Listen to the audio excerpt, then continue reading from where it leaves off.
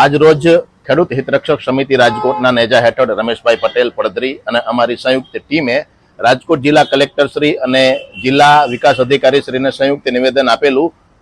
આવેદન આપેલું કે જે છેલ્લા એક અઠવાડિયાથી અતિ ભારે વરસાદના લીધે ખેતીની અંદર જે નુકસાન થયું છે એમાં ખાસ કરીને કપાસ જે છે તે ગુજરાતના અને સૌરાષ્ટ્રના ખેડૂતોનો આવકનો મેઇન સ્ત્રોત છે, ત્યારે કપાસની અંદર પારાવાર નુકસાન ગયેલું છે અને મોટાભાગનો કપાસ જે છે તે અતિ ભારે વરસાદના લીધે પલળી બળી અને ઉથળકીને એ પતી ગયો છે। એ સિવાય શાકભાજીના પાક છે, લીલાચારાના પાક છે કે તુવેર છે કે એ બધા જ પાકોને નુકસાન ગયું છે। તમામ મીડિયાના મિત્રોએ ગામડે અને ખેતરની અંદર જઈ અને જે સર્વે કર્યું છે, જે એના રિપોર્ટિંગ લીધા છે, તેની અંદર પણ એ બધું સ્પષ્ટ જણાય છે।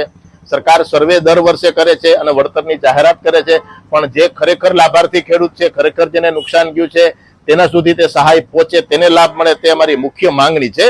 બાકી રેન્ડમલી જે કરતા હોય છે સર્વે કે 20% જે નુકસાન ગયું હોય ત્યાં 90% નુકસાન વાળાને નુકસાન જતું હોય છે અને વળતર નથી મળતું હતું, ત્યારે દર વર્ષની જેમ આ વર્ષે આવી રીતના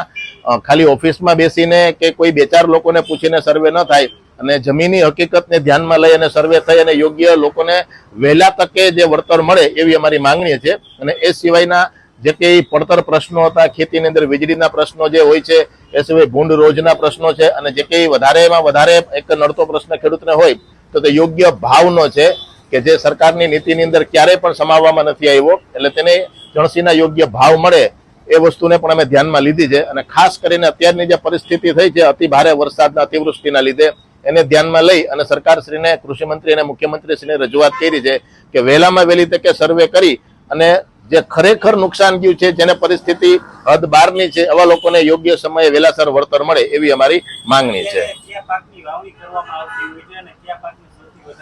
ચોમાસુની અંદર એરંડા છે, કપાસ છે, મગફળી છે, તુવેર છે, લીલી શાકભાજી છે, લીલો ચારો છે, આ બધાનું વાવેતર થતું હોય છે, પણ સૌથી વધારે નુકસાન કપાસ, તુવેર અને લીલા શાકભાજીને વધારે નુકસાન ગયું છે।